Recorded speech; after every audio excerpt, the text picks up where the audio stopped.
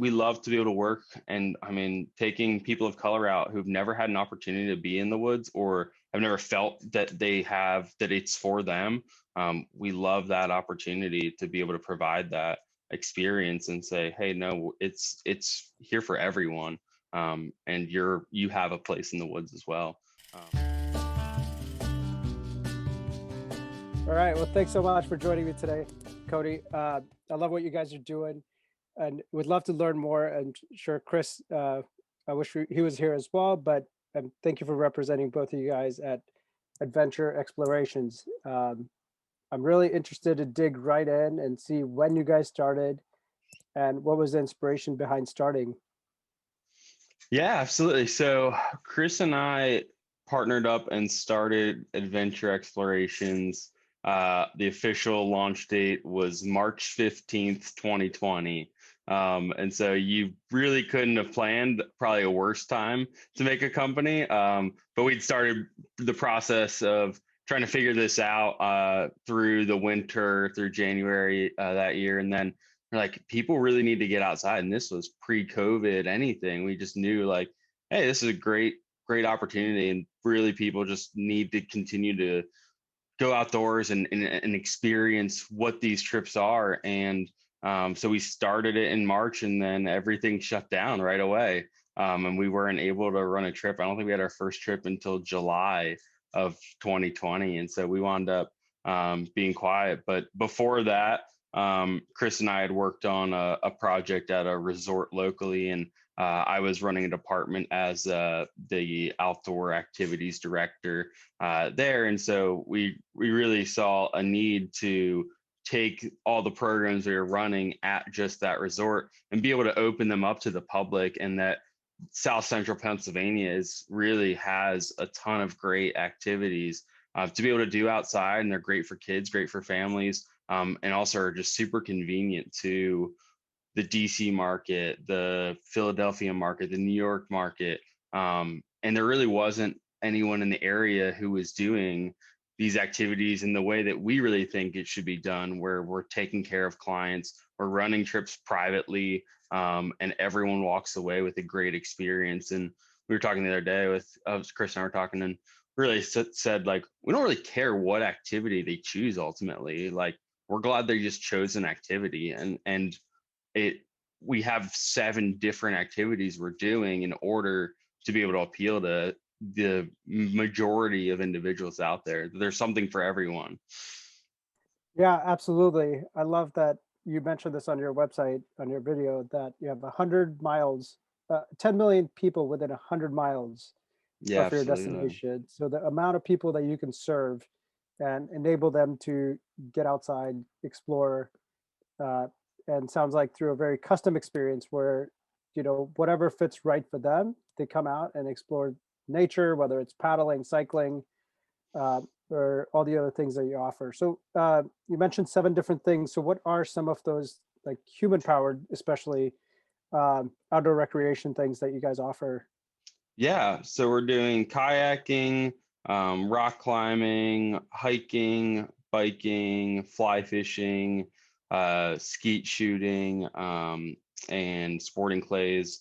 And then we do corporate team building as well on top of all that. So Wow, that's awesome. designing very elaborate systems. Like, so we just did a freshman orientation for a college locally, and wound up planning kind of an escape room sort of scavenger hunt trail throughout the campus. So the students had to go and learn all these, a lot of the history of the college, but we're really interacting with that in order to solve kind of the mystery of it.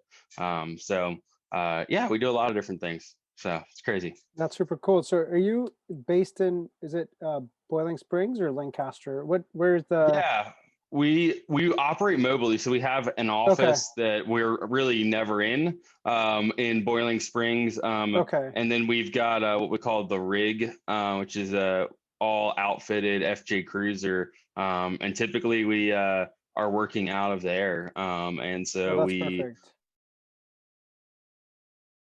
most days and on a trip, and if we're not on our trip, we're in between. Like, we park it at a destination and hang out and do all the work from the car. Yeah, it sounds like you were already prepared for the pandemic. You were in the outdoor business and you were already remote, where you didn't Yeah. think about an office.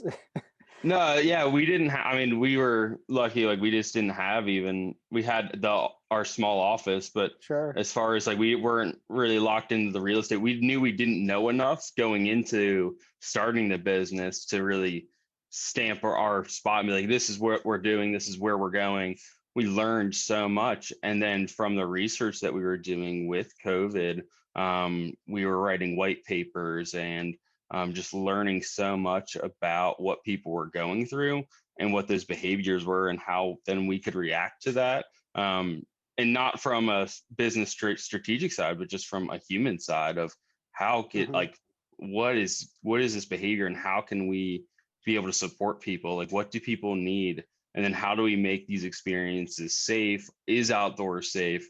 And all of that. I mean, we were right alongside with everyone else. We're like, wow, we're really seeing like the trends of outdoors is exploding. Like we got lucky that we had already purchased kayaks, like and backpacks and stuff like that because you couldn't get them. And then Even we now. wound up, yeah, even now it's still hard to get them. We wound up buying our bikes from a guy in Slovenia who wound up sending them. They're all like handmade Italian bikes I from the saw that. 80s. So Super yeah, they're cool. really great. So yeah, we want there to be a connection between the equipment we use and the experience and what that client is walking away with ultimately.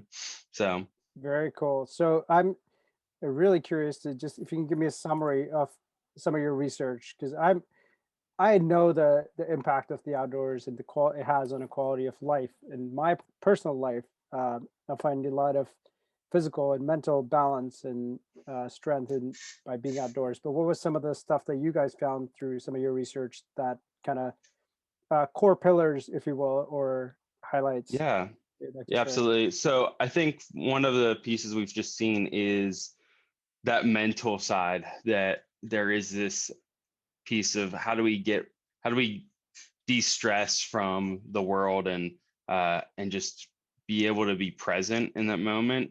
And I mean, from the research that we've seen and that we've just been reading on, like New York Times published an article a couple weeks ago about uh, 200 minutes in the outdoors per week is the next 10,000 steps. And so what they're seeing is from their research of is that if you can get into a place considered wilderness and be in there for 200 minutes sustained throughout, they're seeing that there is a decrease in the inflammation that causes depression and anxiety in our bodies, and that because of that, those impacts are lasting 7 days versus just having to do something every single day. If you can take a sustained amount of time, go into the wilderness for 200 minutes in that week, at one point, like you're going to see those impacts throughout. And the more and more I've taken people out, that I've just continued to follow up with them and try to just uh, hear their thoughts and hear what's coming from them. And it's amazing to see completely different spectrums of people both walking away with exactly the experiences that they need, from a luxury sort of market, but then also from an inner city, Philadelphia, Harrisburg market. Both of those clients walk away with the experience that they needed and still see the same implications and impacts.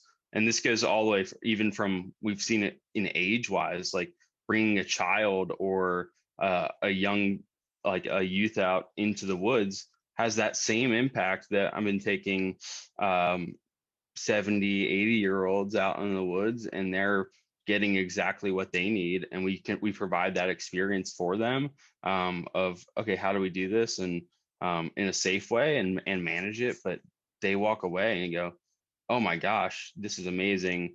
And I think the biggest piece that we've seen is this idea of as we do hard things, we realize that line of like what my limit is keeps getting pushed further and further and further. And so as we push that line, we go, okay, like now what is the next thing that I can't do? I didn't think I could go rock climbing, but I did that already. Like, okay, what's next? I've just accomplished something that is mind Sure. blowing to me. What other stories am I telling myself that I can't do, that we put these kind of blocks up? So that's really cool. When you break down that barrier, you're absolutely right. It opens up your uh, sense of adventure, or just sense of confidence that, okay, if I can achieve this, like what are some other things that I'm not trying or tell myself that I can't do? That's super cool. It's the same, Absolutely. we get the same experience. Rock climbing is a great place because I feel like the fear of heights is a very common human experience, human fear. Um, but even trying something like kayaking where you might be afraid of water, or just not knowing how to do it, right? Just trying new Yeah, things. absolutely. I don't know how to do it. I've never been in the wilderness, or I've No. never been on a kayak, or I've never shot a gun before. All of those things are very normal Yeah. for most people. Like, that's pretty normal. And so our clients are typically beginners, and but the big fear with beginners, right? One of the first questions you get, do you take out first timers? Like, yeah, of Sure. course we do. Like, that's like, and it's insane. It's crazy to me that I feel like outdoor in general, adventure in general, is really highlighted and talked about, and the big pieces are the Alex Honnold doing free solo and stuff like this, that it doesn't feel attainable to the average consumer, the average person, where Yeah. it totally is. And we want to be able to be that kind of bridge between, we say we're the bridge between people's discovery of kind of their potential, and what that freedom brings to them, is essentially our goal. And so, I mean, my degree is in adventure education, which the book definition is the use of adventure experience as a catalyst for interpersonal and interpersonal growth. And we see that on all these trips. And that's one of the reasons we run them privately, is show up with who you want to actually go on a trip with, because you're going to learn about how to interact with other people. And we can, like, I don't want you to interact with some random person and then you're like, all right, I'll never see you again. But come out with who you need. And sometimes that who you need to go out with is just yourself. And we Sure. want to be able to provide that opportunity as well of, hey, I had a nurse that I took out recently, and just she's a trauma nurse and was dealing in the COVID units and all this stuff. And she was Oh, like, I'm sure they had a lot to I deal need with. to, Yeah. and I need to just be by myself. And we're like, yeah, that's great. Like, we can Yeah. provide that. And most places have a minimum of how many people you need. Like, no, we don't care. Like, that's what you need. And we just went on a hike, and I was like, do you want to talk? Do you want to not talk? Talked for a little bit, and then we had time of quiet hiking. But that's what she wanted.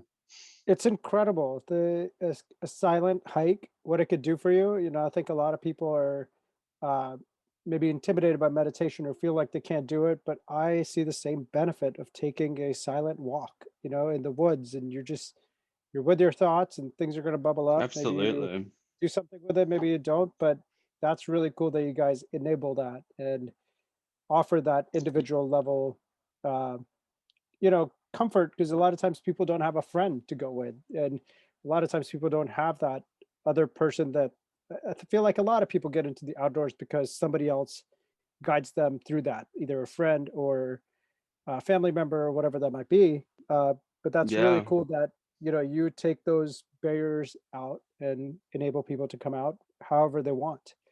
Um, Yeah, absolutely. And we've seen with, like, I mean, you look at a whole population of people who don't have a friend, or don't have people that look like them that are in the woods, mhm. and and are like, oh, I'm not just going to go out and just go out on my own. Like, that's like, I don't have a knowledge basis of even where to Sure. go, what to look for, like.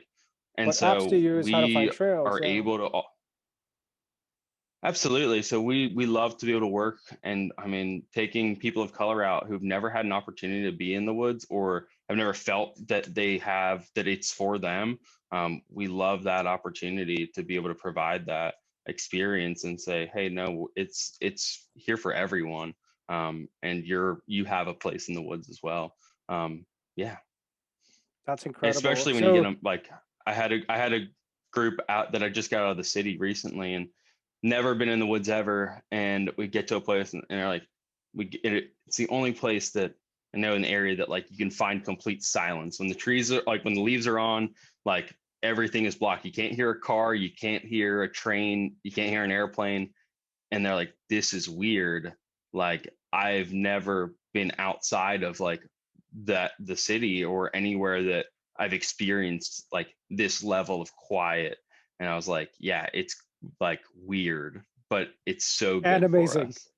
Yes, I experienced that. Yeah, I could absolutely. totally relate, Cody. We were in Boundary Waters, Minnesota, the Boundary Waters Canoe Wilderness. I don't know if you've Mm, been up here. And we were the only yeah. ones on a lake. And for 4 days, we saw one other group, one couple, and they paddled by us for a few Mm, seconds. And the whole rest of the time for 4 days, we didn't see anyone else. There was no other noises. And this one evening, we just sat there quietly for 2 hours. And the amount of pure mm, silence is something, and what's weird to say is like you're hearing silence, right? But it's an experience that yeah. most humans, most of us don't get to go through, right? Like in our whole lives. There's some machine, there's a refrigerator, Yeah. there's an HVAC, there's something always buzzing or there. And it is uncomfortable, but it is so Yep. pure and such a cool experience that Yeah. hopefully you can bring more people out on those silent Yeah, absolutely. experiences. Super cool. Yeah, that's why Um, winter hiking is like my favorite. yeah, you really lose the Yeah, you crowds. get out there and yeah, the snow's there and it just deadens everything. It's just quiet. Yeah. So, where's the kayaking then? Is it on the Yellow Breeches Creek, or where are the different options, or do you have multiple options for kayaking? Yeah, And then, would love to we have learn more about the multiple rock climbing. options. Okay. Yeah, so you have multiple options on the paddle side of things, and you have the choice between kayaking and canoeing. And Okay. depending on like, I'm not gonna put a 5-year-old in a kayak like by themselves, but I think there is a place that right a 5-year-old should experience what the water is to be on the water is like, Hmm. and what that experience is, and there's something for them to get out of looking at the birds and the fish, and all these different pieces. So the Yellow Breeches is been my go-to water for a while now, and it's class one, class like there's one class two on the water, but it's the perfect place for someone to try kayaking on moving water where you've got a little bit of rapids, you've got some flat paddling, you can learn some skills, but you really take out a lot of the risks that come with kayaking. And most people just, right, if you're going to want to get into kayaking, I'm just going to go to Dick's, I'm going to buy a boat that's $150 and I'm just going to jump on the water and go.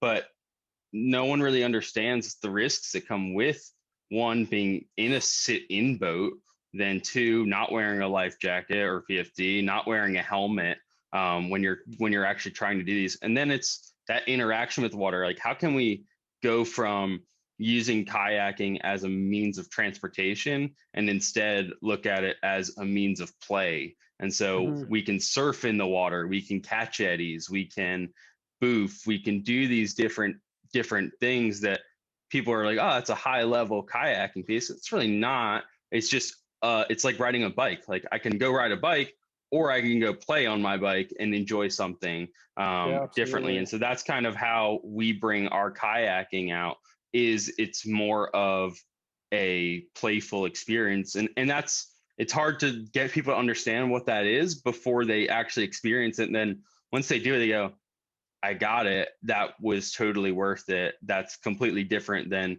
kayaking on the lake or anywhere else. And so the Yellow Breeches has been a great place, but we've also done paddle trips on the Susquehanna, which is just a really big river. And then we just started looking at doing trips on the Conestoga, which is down in Lancaster. So we're testing some new waterways, but our bread and butter has been the breaches. Got it. That's super cool. Yeah, I think when you can properly introduce someone to the sport and they can have fun with it, the chances of them doing it more often also goes up. They can travel to new places instead of just being like, "Oh, it's fine," and the kayak's gonna sit there forever. And uh, never get, collect dust. So that's really, really great. Absolutely. Are these mostly uh, day trips, half day trips? Is they're all custom? I know you can book online, but what's the Yeah, absolutely. how should one go around, booking an adventure with you? Yeah, it's so yeah, you can go ahead and book direct online. We see that happens sometimes with our clients, but the majority of them have so many questions to, okay, what do I want to do? What does that experience look like? And we run half day and full day trips. But a lot of it's like, I want to do multiple things. So can I Hmm. do a half day of paddling or kayaking and a half day of climbing or fly fishing, or like, I want to do all of these type things. And so we really work to say, okay, like, where do you want to stay at? Where do you want to go? What does your time frame look like? Now let's design an experience and a sequence that really makes sense for you and who's coming. Because that's the other piece. It's like, oh, if it's a group of just two people versus a group of four or five, that time frame of actually like on climbing, like that time's going to change. And depending on how many people are coming out, how much climbing you're going to get in. Is it on a weekend where it's a little busier than a weekday? And so Sure. those are the pieces that we try to kind of talk through with our clients and say, let's help you make that decision. And so going forward, like we want to give you that best experience possible. So that's the long answer of it goes both ways. Sure. And if someone wants a multi-day trip or something super custom, like we're in. It's kind of everything is more or less like written in pencil. Cool. Can always be changed. So And what's your season? Last year, obviously, you started around July, but when do you open doors and close doors? Are you operating all we're year, open year round. Yeah, year seven round? seven Super days a cool. week year round. So Nice. yeah, And then your markets that you serve that, if we can send a message out to someone that could do a day trip, you've got DC, Baltimore, Pittsburgh, yeah. Pennsylvania. Pittsburgh, Philadelphia, Hershey, Oh, yeah. Lancaster. I mean, Lancaster is and Gettysburg as well. Those are the two highest tourist areas in all of Pennsylvania. Okay. Lancaster itself gets 8 million tourists per year when it's not a COVID year and Wow. things are still not coming back. But and so it's a great place for people who want to get out of the city. If out of New York, it's a 3 hour drive to get there, 2.5 hour drive, which from if you ask anyone from New York, they're like, oh, that's the quickest drive. That's just going from downtown to uptown. And Hmm. so if you can get them out on a Friday, like Friday through Sunday sort of piece, they go like, this is great. I got out of the city. I'm enjoying my time. There's so much other things to do in the area that most people go like, oh, like, yeah, maybe it's not your nightclubs and stuff like that, but it's great things to do with families or a great thing to do with a couple. That there's so many little hidden gems around here, and we kind of help as well on that side to be able to provide a concierge service to say, oh no, like we'll take care of you. Like what sort of experiences are you looking for? Like we run food off of our trips, but then we also say, okay, here's some local restaurants that we really enjoy. So Yeah, the smaller towns, I feel like the last year, everyone got an appreciation for what the US rural or smaller areas have to offer. I wouldn't say rural, but just remoter areas. And they're all seeing, exponential growth in travel tourism. And, yeah, we've been I living think this the lifestyle national for parks, a long like time. the national park and the state park service got that a lot Yeah. because it was just easy to find and search. But I think like Lancaster still hasn't even like bounced back from the tourism side on that end. And I don't really fully know why. I mean, it is a very popular place to be on a normal year. And so I think people were like, oh, what else is there to do? And if you're looking for outdoors, Lancaster might not be your first spot to look for, but there's so many great opportunities there and so much fresh air with the amount of farmland around. Yeah, absolutely. So how did it go after July? I'm really curious. You said you were finally able to open up in July. How are things going since then? Yeah, Um, it's been going really well. We've enjoyed every trip we've been on, and we're continuing to expand throughout. So the first year we really didn't even have Lancaster as a location. We really were just like Boiling Springs was where what we knew. Like that was from, I live in the area and we know that the Appalachian Trail is running right through and there's all these great pieces to put together. And so we did a lot of planning and we're really pushing that. And we go, okay, like what is Lancaster like? And we went down there to just kind of test and do some scouting. And we walked in and we're just like, wow, this is such an amazing place. And it just has a completely different vibe than Boiling Springs or just the Cumberland Valley in general. And we go, like, this is a really cool piece. We're already doing trips kind of towards this area anyway. Like, what if we started driving both of these? And so that was the next step, was expanding out into that framework. And so, yeah, we're continuing to grow. We're continuing to add even more trips on and more staff on, and are getting and really right now we're looking at kind of ramping up our fishing side of things. Has been our big focus for the last couple months. Got it.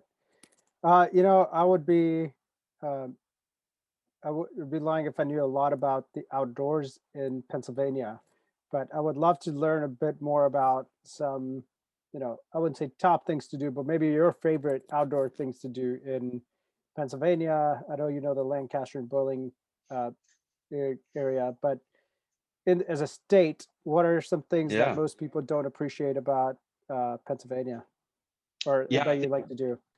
yeah, I think one is the amount of access there is to pretty remote areas. So there's, I mean, up north central Pennsylvania has the Quahana Wilderness area that is very just a large chunk of land that's been just preserved to just be wild. And I've done some hiking up there. Like the hiking is unbelievable. If you want to backpack through some places, I mean, there's so many spaces to go to that you're not going to see anyone for a while.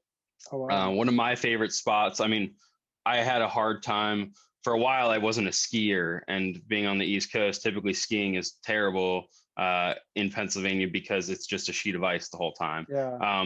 But so I always struggled to find winter activities. And so I actually wound up picking up ice climbing, was like the thing I attached to. And Ricketts Glen State Park is an amazing experience, and you can do ice hiking there and some ice climbing. And in the winter, all the waterfalls freeze over, and Oh, it just super is a cool. yeah. And the waterfalls like turn like this blue color like tint to them, and so that's a really unique experience for the winter to get out and do. Um, yeah, there's a lot of great things that Pennsylvania offers. I mean, if you're into like fishing, I mean, the Yellow Breeches is a world-class trout stream with Okay. wild brown trout, and like it's kind of the Montana of the East Coast, essentially, for the breeches. And then the smallmouth bass fishing on the Susquehanna and the Juniata for fly fishing is absolutely Okay. amazing as well. And so there really is this opportunity to experience something new that is definitely not the same as being out west, where everything's very large, but it's very convenient to get from a town, being in town, to the trailhead or to these different places, and being able to be back home in an instant. So That's a great point. It does make it, yeah, you don't have to take this massive trip where things are so spread out. You can go experience nature and, you know, make a list of like 4 or 5 different destinations. You could really, in a summer, explore a lot more than having to take some of these big trips, right? So, absolutely, uh, and you spend more time in the wilderness or on the trail than in the yeah, car. and then just traveling, absolutely. Yeah. Yeah, there's so much. I'm looking at the map, straight forests and Allegheny. Yeah, Um, Michaud State Forest is absolutely gigantic. yeah, And the state park down there, so Pine Grove, all that. I mean, it's absolutely massive. that's super cool. I can't wait to come explore some Yeah. Pennsylvania wilderness myself, and the paddling looks amazing. Um, I don't know if I'll make it for the ice fishing. It's or not the ice fishing, the ice climbing. Yeah. Uh, it might be the only thing I could do there in the winter, though. Yeah. Well, it's super That's cool. I really appreciate your passion, Cody, for the outdoors, and more than that, sharing it with others. Uh, and specifically with your background in education and your skill set, I think you're perfectly set in the, I think the timing couldn't be better. I just talked to someone else actually that started a kayaking and surfing business yesterday on a podcast that also started after the pandemic. And, given the few months of the downtime, I think hopefully everyone's seeing the value that outdoor and natural places and the wilderness brings to us, and that we can work towards getting more people out responsibly so they can share it and work towards protecting and growing these areas for the future. Because I feel like they have a lot to teach us and reconnect back to our uh, true self in a way where we're not, as Absolutely. anxious, as depressed, as go go go, and we can unplug for a bit and maybe find ourselves out there in the wild. Yeah, I think you just kind of hit the nail on the head. Like I said, I always forget it. We have a vision statement of um, we use adventure as a bridge for people, communities, teams, and the world to become the best version of themselves, essentially. And so our outlet for that just happens to be the outdoors and adventure in general. And so, yeah, that's it's great talking to you. Yeah, it's a beautiful thing that we get to do, and it's an honor to be able to get people out there. And we don't take it lightly. Like we know we're doing real hard work, and that we're hopefully changing lives. And we've Yeah, seen it every day. So absolutely. So if you're listening and you're in the Northeast or you're planning a trip to the Northeast, whether it's DC, Baltimore, New York, Pennsylvania, go check them out. And I hope you got a sense that this is about um, a true connectedness and finding a way that's going to work for you and not just throw you on a kayak so you can float down a river. It's more than that. And I really thank you for being on today, Cody, yeah, and no, thank you so much for having me. sharing your passion with us.